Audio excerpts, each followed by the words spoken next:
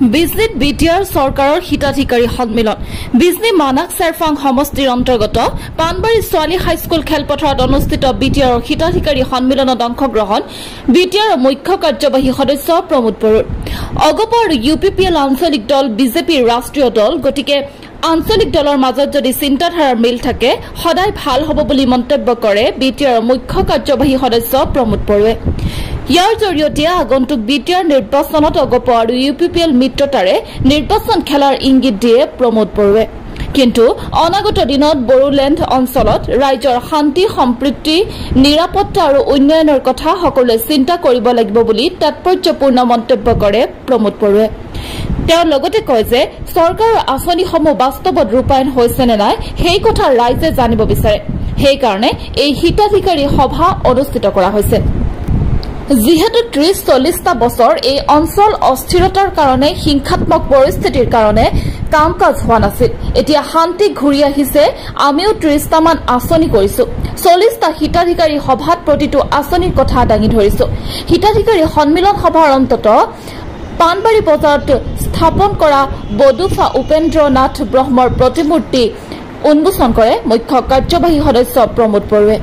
ৰাইজৰ দাবীৰ প্ৰতি সঁহাৰি জনাই অতি কম সময়ৰ ভিতৰত পানবাৰী বজাৰত বডুফা উপেন্দ্ৰনাথ ব্ৰহ্মৰ প্ৰতিমূৰ্তি নিৰ্মাণ কৰি দিয়াত প্ৰমোদ বড়োক ধন্যবাদ জনাই বিটিআৰ কাৰ্যবাহী সদস্য ধনঞ্জয় বসুমতাৰীয়ে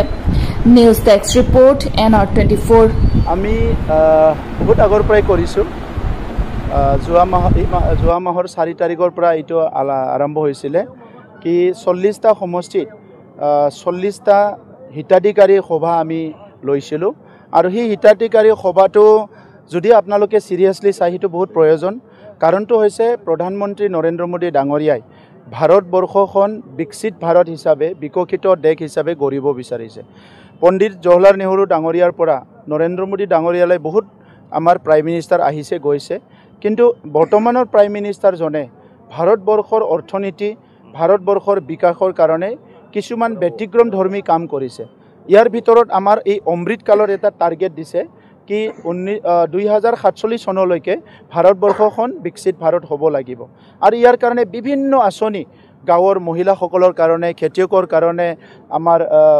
শ্ৰম কৰি খোৱা মানুহৰ কাৰণে বিভিন্ন আঁচনি লৈছে এই আঁচনিবিলাক ৰাইজৰ ওচৰত গৈ পাব লাগিব গতিকে ৰাইজক সজাগ কৰিব লাগিব যিকিনক আঁচনি আহিলে আগৰ নিচিনাকৈ আঁচনিৰ টকাটো যাতে বেলেগত খৰচ নকৰে এই আঁচনিটো বনাব লাগিব তেতিয়াহে আমাৰ দেশখন আগুৱাই যাব আৰু অৰ্থনীতিভাৱে গৰীব দুখীয়া মানুহবিলাক আগুৱাই যাব মুখ্যমন্ত্ৰী ডাঙৰীয়াই দায়িত্ব লোৱাৰ পিছত তেখেতেও বহুতখিনি আঁচনি দিলে অৰুণোদয়ৰ পৰা আদি কৰি বিভিন্ন আঁচনি সেই আঁচনিবিলাক আচল হিতাধিকাৰী সঁচা হিতাধিকাৰীয়ে পাইছে নে নাই যদি পাইছে সেইটো বাস্তৱত ৰূপায়ণ কৰিছে নে নাই যদি ৰূপায়ণ কৰা নাই এইটো মানে যিটো টাৰ্গেট আছে সেই টাৰ্গেটটো নহ'ব যি আমাৰ বিটিআৰৰ চিফ সন্মানীয় প্ৰমোদ বড়ো ডাঙৰীয়াদেৱক আমি ধন্যবাদ জনাব লাগিব কাৰণ এই বৃহত্তৰ মানাহ চেৰফাং সমষ্টিৰ ৰাইজে আমাৰ বডুফা উপেন্দ্ৰনাথ ব্ৰহ্মৰ যিটো আদৰ্শ এই আদৰ্শ লৈ পেলাই আমাৰ সমাজত ইমান সুন্দৰ এটা পদক্ষেপ আছে